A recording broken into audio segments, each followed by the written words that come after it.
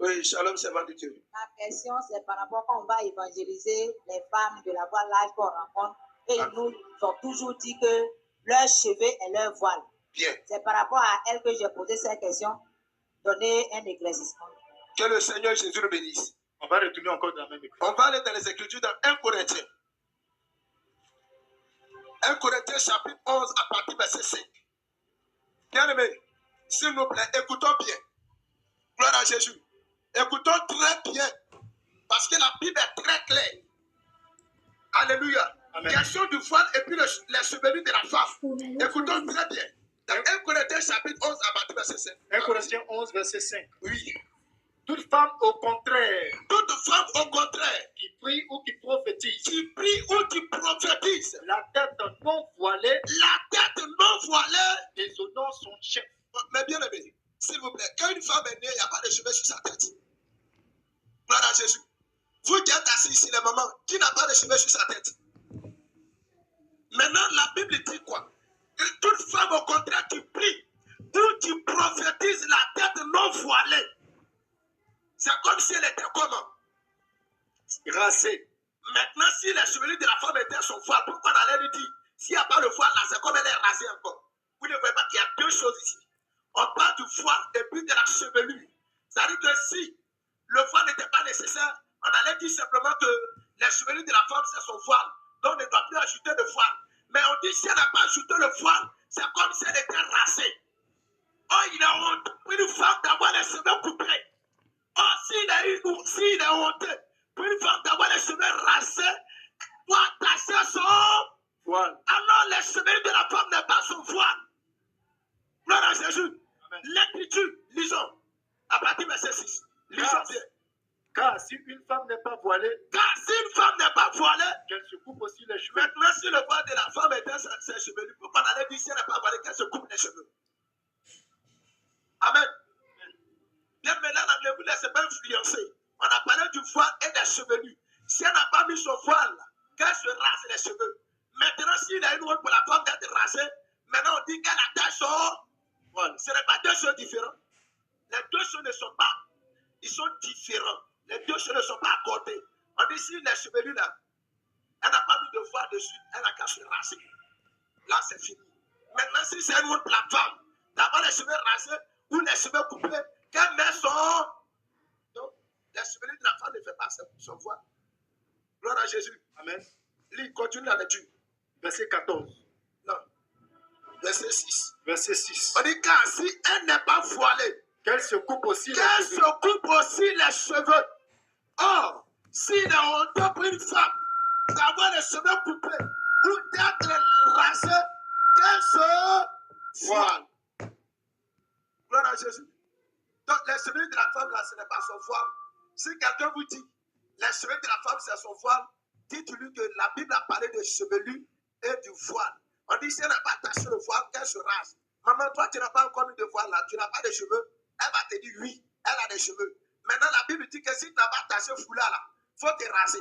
Donc, maintenant, les deux là, voile et puis cheveux, c'est la même chose. Elle va te répondre. Alléluia. Gloire à Jésus. Amen. Elle va te répondre. Bien-aimé, homme de Dieu, je pense qu'ils prennent cette référence au verset à partir du verset 14. Au verset 14, dit. Écoutons bien. La nature elle-même ne vous enseigne-t-elle pas que c'est une honte pour l'homme de porter de longs cheveux, mais c'est une gloire pour la femme d'en porter, parce que la chevelure lui a été donnée comme voile? Ici, qu'est-ce qu'il y a à la fin? Point d'interrogation. Il y a quoi à la fin? Point d'interrogation. On était ici une fois, il y a une femme qui était venue. On avait prêché l'évangile et on l'a rasée ici. Elle a accepté, on l'a rasée. Elle est partie, elle a fait deux de ses fils qui sont pasteurs, qui sont venus avec leur maman. Vous venez demander qui est le pasteur ici. On dit le pasteur n'est pas là. Il dit, bon, moi je suis là. On dit, non, toi tu es trop petit, on ne peut pas causer avec toi. Il dit, bon, comme je suis un enfant, je n'ai pas encore fini de têter. Bon, mais si tu me poses des questions, je peux au moins te répondre. Il dit, d'accord, les deux sont partis s'asseoir. Il dit, bon, la Bible dit quoi? Est-ce que si c'est forcément qu'on doit se raser, pourquoi ceux qui mettent tatouage, vous n'enlevez pas les peaux? Il dit, monsieur, si tu peux accepter tout à l'heure que je prends là pour enlever une partie de ta peau, c'est qu'on peut le faire sur tout le monde. Il dit, mais pourquoi tu parles comme ça? Il dit, c'est ta question là. C'est sa réponse que je t'ai donnée. Voilà. Si toi tu peux accepter, je prends là tout à l'heure, j'enlève une partie de ta peau On peut le faire sur les autres. Il dit, regarde ta manière de parler, il dit la question que tu as posée, je te donne une question favorable à ta question. Il dit, bon, pourquoi vous avez rasé ma maman? Il dit, il faut demander à ta maman. Avant de la raser, est-ce qu'on a lié ses mains et ses pieds? Demande à ta maman, elle est assise là. Il dit, non. Que si quelqu'un vient à l'église, on va faire doucement, doucement. Il dit, c'est très bien, ça cause à vous tomber avec les filles de l'église. Vous vous prostituez dans l'église, et puis vous dites que vous êtes pasteur. Il dit, toi, tu parles mal. Il dit, je ne parle pas mal. Tu es venu pour savoir, non? Je vais te répondre aujourd'hui. Proverbe 26, verset 5. Gloire à Jésus. Réponds. Homme de Dieu, je viens. Je viens. Vas-y, folie. Proverbe 26, verset 5. Réponds à l'insensé selon sa folie, Voilà. afin qu'il ne se regarde pas comme sage. Amen. Vous voyez, non? Donc, il me pose des questions pour dire, maintenant, pourquoi on a rasé sa maman, que la Bible a dit que la cheminée de la femme, là, c'est son voile. Il dit, allons-y, prends les Écritures. Ils ont pris les Écritures, moi, j'ai pris les Écritures. Ils sont deux pasteurs. Il dit, lisez-moi les Écritures. Il dit, les Écritures, puis il s'arrête. Il dit, tu n'as pas vu point d'interrogation à la fin. Il dit, il n'y a pas point d'interrogation. Il dit, regarde encore. Il dit, il n'y a pas point d'interrogation. Il dit, c'est dans ton téléphone, non? C'est pas dans le téléphone que la Bible est sortie. Il faut prendre la Bible, là, elle est vraie. Il faut prendre ta Bible et puis tu vas regarder dedans. Il regarde maintenant, il n'y a pas d'interrogation. Maintenant, les deux sont assis. L'autre parle ici, l'autre parle ici. Il dit, monsieur, s'il vous plaît, les enfants de Dieu sont ordonnés. Notre Dieu n'est pas un Dieu de désordre. Alors, par un à un, ils sont confus. Ils se sont levés, ils sont sortis. Ils sont partis. Gloire à Jésus. Ici, il y a un point d'interrogation. Gloire à Jésus. La nature elle-même ne vous enseigne-t-elle pas qu'il est honteux pour l'homme d'emporter de longs cheveux, mais c'est une gloire pour la femme d'emporter. Dieu a donné la gloire à la femme. La gloire de la femme que Dieu a donnée, c'est dans ses chevelus. Or, du moment où la femme doit adorer Jésus, à lui à qui la gloire doit être remise. Lui qui mérite la gloire, lui qui mérite l'adoration, lui qui mérite la louange, lui qui mérite l'élévation. Alors la femme ensuite d'humilité doit cacher ses chevelus, doit cacher sa gloire, pour donner toute la gloire à sa majesté digne, pour donner la gloire à l'agneau immolé, pour donner la gloire au roi des rois, pour donner la gloire ressuscitée. Amen. Gloire à Jésus. Acclame le roi des rois. Que le Seigneur le bénisse. Que le Seigneur te bénisse. On va trop de sel trop de viande dans la sauce ne garde pas la sauce. Alléluia. Seulement que c'est maman qui est à l'aise. Alléluia. Quand elle met beaucoup de viande, elle sait. Vous savez, bien aimé, quand maman est à la cuisine, c'est elle qui est la prédicatrice. Je vous dis, les assiettes qu'elle place là, c'est comme ça, la même chose.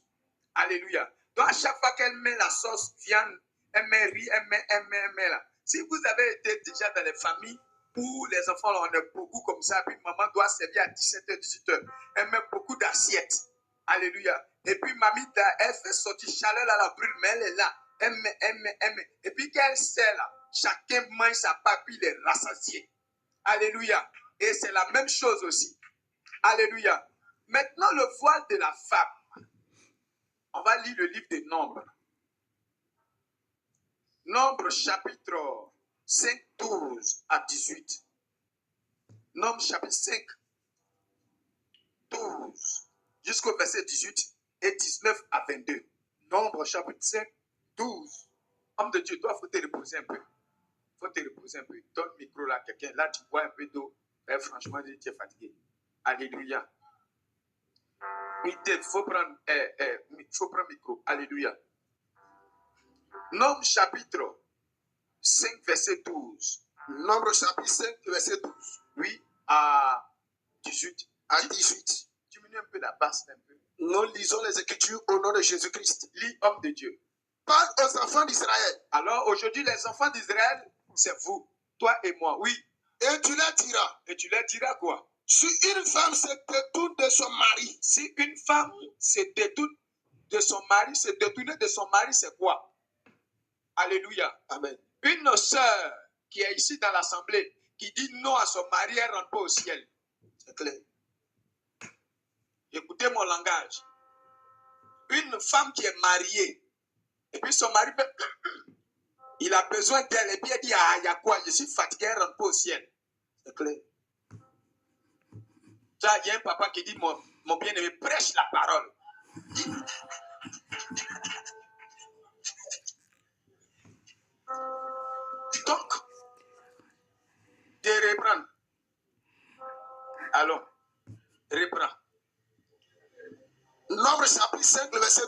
Donc, il faut dire à ta soeur, le Seigneur dit, tu ne dois pas te détourner de ton mari.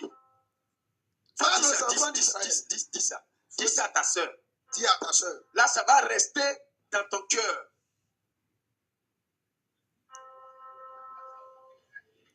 Oui, bien aimé, c'est la parole de Dieu. C'est pourquoi dans les églises, il y a trop de divorces. Il y a trop de problèmes parce qu'ils ne connaissent pas la parole de Dieu. Oui, maintenant, allons maintenant. Parle aux enfants d'Israël. Alors le Seigneur dit de parler aux enfants d'Israël. Et tu leur diras. Et tu leur diras quoi? Si une femme se détourne de son mari. Si une femme se détourne de son mari. Et lui devient infidèle. Et lui devient infidèle, ça veut dire qu'elle a commis adultère. Oui. Si un autre a commerce avec elle. Si un autre a commerce, ça veut dire qu'un autre couche avec elle. Et que la chose soit cachée aux yeux de son mari. Et même le mari ne sait pas ça, et puis la chose est cachée à ses yeux. Si elle s'est souillée en secret. Si elle s'est souillée en secret. Sans qu'il y ait de témoins contre elle. Même s'il n'y a pas de témoins contre elle. Et sans qu'elle ait été prise sur le fait. Quand elle était prise même sur le fait, elle n'a pas été attrapée la main dans le sac. Et si le mari est saisi d'un esprit de jalousie. Mais si le mari, lui, là, il est saisi d'un esprit de jalousie, il soupçonne quelque chose. Et a des soupçons sur sa femme. Et il a des soupçons sur sa femme. Qui s'est souillée. Ou bien. S'il est saisi d'un esprit de jalousie. Si le mari est saisi d'un esprit de jalousie. Et a des soupçons sur sa femme. Et il doute et il a des soupçons sur sa femme. Qui ne s'est point souillé. Oui, continue, mon bien-aimé. Cet homme amènera sa femme au sacrificateur. Cet homme-là doit envoyer sa femme devant le pasteur. Et apportera en offrande pour elle un 10e de feu de farine. Continue. D'orge. Oui. Il n'y répandra point d'huile. Continue. Et n'y mettra point d'encens. Continue. Car c'est une offrande de jalousie. Continue. Une offrande de souvenir. Continue. Qui rappelle une iniquité. Continue. Le sacrificateur la fera approcher. Il va faire approcher cette femme. Et la fera tenir debout devant l'Éternel. Et il va la faire tenir debout devant l'Éternel. Le sacrificateur prendra de l'eau sainte. Et il va prendre de l'eau sainte. Dans un vase de terre. Est-ce que vous avez entendu parler, dans les familles on parle de gopo? Qui a déjà entendu parler de gopo? Qui a déjà entendu parler de ça? Quand une femme trompe, on fait boire quelque chose. Alléluia. Et si c'est vrai, son ventre commence à grossir. Elle devient, c'est comme si elle est enceinte. Elle a un gros ventre. Et puis tout maigrit sur elle. C'est quitté là-bas. Alors, homme de Dieu. Le sacrificateur prendra de l'eau sainte. Le sacrificateur prendra de l'eau sainte. Dans un vase de terre. Oui. Il prendra de la poussière sur le sol du tabernacle. Oui. Et la mettra sur l'eau. Tu as quel verset? Question verset 17. 17, allons. Le sacrificateur fera tenir la femme debout devant l'Éternel. Oui. Il découvrira la main. Il découvrira la tête de la femme. Donc, il va découvrir la tête de la femme. Et lui posera les mains. Ça veut dire qu'il va enlever ses cheveux. Il doit découvrir sa tête, enlever ses cheveux. Donc, dans la loi, là, quand un homme ou quand une femme fait commettre de l'infidélité, elle devait retirer ses cheveux. Allons jusqu'au verset 22. Et lui posera sur les mains l'offrande de souvenir. Oui. L'offrande de jalousie. Oui. Le sacrificateur aura dans sa main, oui, les eaux amères. Oui. Qui apportent la malédiction. Oui. Le sacrificateur fera jurer la femme. Oui. Et lui dira. Oui. Si aucun homme. Oui. N'a couché avec toi. Oui. Et si étant sous la puissance. Oui. De ton mari. Oui. Tu ne t'en es point détourné. Oui. Pour te souiller. Oui. Ces eaux amères. Oui. Qui apportent la malédiction. Oui. Ne te seront point funestes. Oui. Mais si étant sous la puissance de ton mari. Oui. Tu t'en es détourné.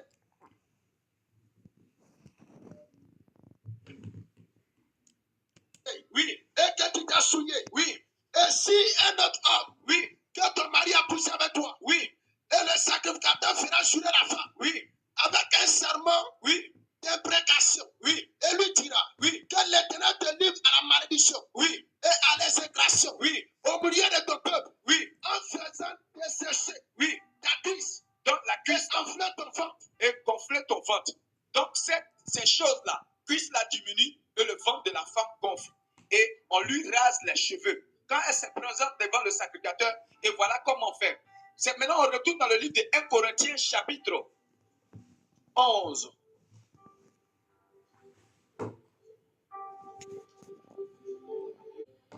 Verset 5, 6, 7. 11, le verset 7. Non.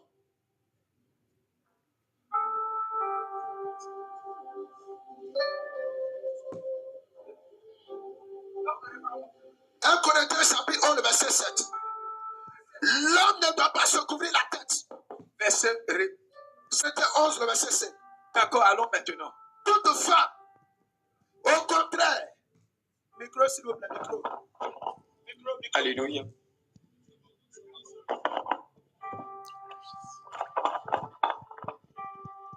Toute femme au contraire. Toute femme au contraire. On remplace le contraire. Lis au verset 4. On comprend le verset 5. Allons-y. Hein. Lisons les Écritures. Tout homme qui prie. Tout homme qui prie. Tout qui prophétise. Ou qui prophétise. La tête couverte. La tête couverte. Déshonore son chef. Déshonorer son chef veut dire quoi? Déshonneur, la veut dire quoi? Oui? Non, c'est pas ça. Déshonorer son chef, déshonore. Parce que c'est ce qui fait le problème. Quand les bien-aimés lisent là, ils ne cherchent pas à savoir le sens des mots. Déshonorer veut dire quoi? Oui. Oui. Micro. Envoie un micro. Ah, Philippe, tu as un micro, les bien-aimés lèvent la main. Mets la honte sur son mari. Mets la honte sur son mari. D'accord. Encore. Encore quelqu'un d'autre pour donner, pour ajouter, pour donner une explication, oui. Émilie. Humilie, oui. Envoyez encore. Quelqu'un peut ajouter, envoyez ça à les maîtresses là. Souvent les maîtresses ont l'explication bien même. Le mot même, juste même. On n'a pas entendu. Hein? Manque de considération, oui. Mais je vais atteindre un mot même, juste même, qui s'approche de ça même. Alléluia. Non, laissez Ézéchiel. Ézéchiel, c'est un vieux. On parle de... Désobéir. Non, c'est pas ça. Déshonorer, là, le mot même, là, ce n'est pas désobéir. Alléluia. Ennuie. Oh, c'est pas ça, c'est pas ça. Vous, il n'y a pas quelqu'un, oui, envoyez le micro là. Oui, Rendre petit. oh, non, c'est pas ça encore. Oui, il y a maman sac. Manque de respect. Oh, c'est pas ça. Envoyez le micro à Jean. Voilà, Ange. Ange lui peut répondre. Alléluia. Déshonorer, c'est mettre la foutaise. Bon, mettre la foutaise, oui. Envoie-lui là. Ça tire un peu, ça vient un peu. Mon bien-aimé. Il faut diminuer, passe un peu. Oh. C'est le propre. Le propre. Qui connaît le propre ici? Tu vois, non? Moi là, c'est pas. Faut donner ça à l'homme de Dieu qui est là. Toi, tu es anglophone. Est-ce que tu peux déjà donner l'explication de déshonneur? Où est Rebecca? Rebecca, il faut donner l'explication de déshonneur. Vous les cassons, vous allez avoir honte aujourd'hui. Rabaisser. Rabaisser. Mais fait perdre l'honneur de la personne. Alléluia. C'est-à-dire que quand une femme avec un homme et que la femme pose un acte qui emmène l'homme, c'est-à-dire que l'homme, c'est-à-dire que ce qu'il avait là, c'est comme si elle enlève, comme on dit quelqu'un qui a été arrêté, était assis, puis on enlève tabouret en bas de lui. Il n'a plus de valeur, il n'a pas de dignité. Au fait, il faut peser les mots. Oui, toi tu peux donner en anglais, elle peut donner, attends, il faut laisser l'homme là, il faut donner ce qui est quittant. Et qui parle anglais ici, viens. Alors, Humiliation. humiliation. Oui, c'est ça, mais c'est le mot, on a dit, faire perdre à l'homme sa dignité. C'est-à-dire que c'est de le diminuer. C'est diminuer, rabaisser la personne. C'est-à-dire que non, l'estime qu'on avait là, non, à cause de l'acte que tu as posé, l'homme là, il perd tout. Le dévaloriser. Il a perdu Sa valeur. son autorité. Parce que le mot là, il ne faut pas lire ça comme ça, comme ventilateur. Mais il faut chercher le sens des mots. Oui, maintenant.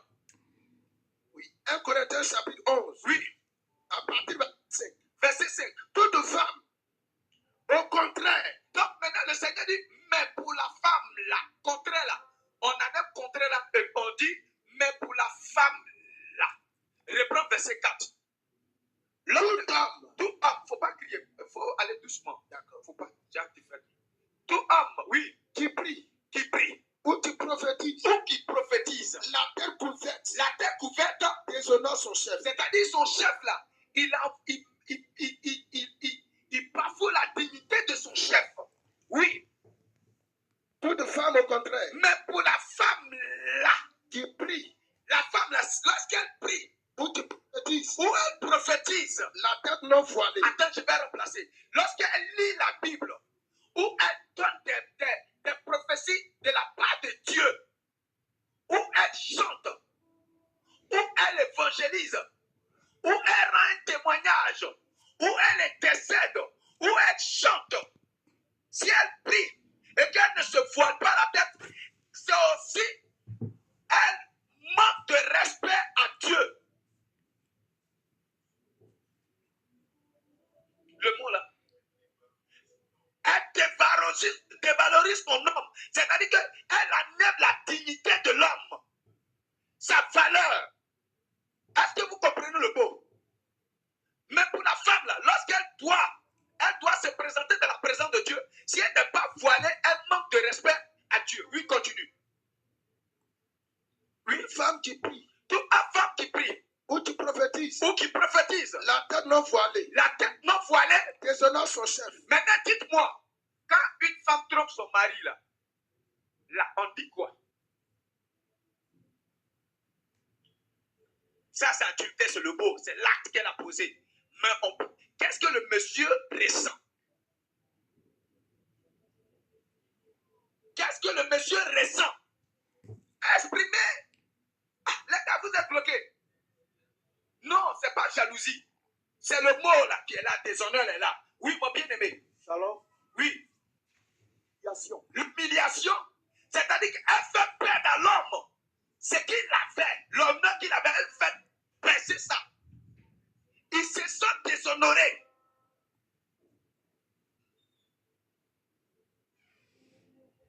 Donc, quand une femme n'est pas voilée là, c'est comme elle a commis l'infidélité.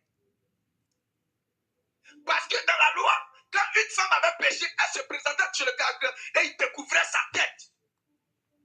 Et il fait perdre. C'est comme si elle a humilié l'homme. Donc, la femme, lorsqu'elle est dans la présence de Dieu, elle lit la Bible, elle chante, elle adore Dieu, elle parle de la part de Dieu, elle doit se couvrir la tête. Parce que si on ne le fait pas, c'est un manque de respect à Dieu. C'est clair. Alléluia. Amen. Maintenant, on va lire le livre de Genèse. Genèse chapitre 24. 24, verset 64. On va voir Rebecca qui a croisé son époux. Genèse chapitre 24. Je te dis, Rebecca, là, c'est toi. Est-ce que tu as vu Isaac? Dites-moi, est-ce que Rebecca, une seule fois, un seul jour, vu Isaac? Vous ne répondez pas.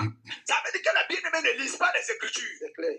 Ça montre que bien-aimé, vous ne lisez pas les Écritures.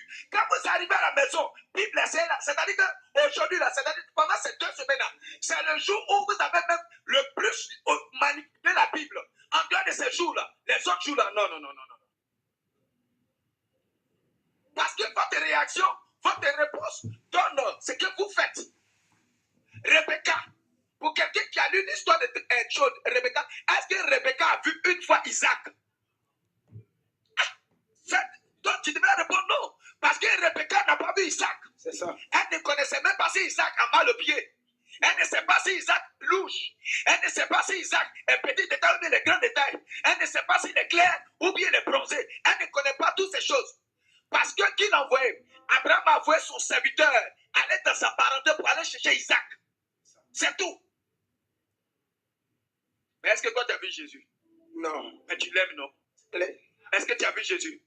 Mais tu l'aimes, non? Qui aime Jésus ici? Ça,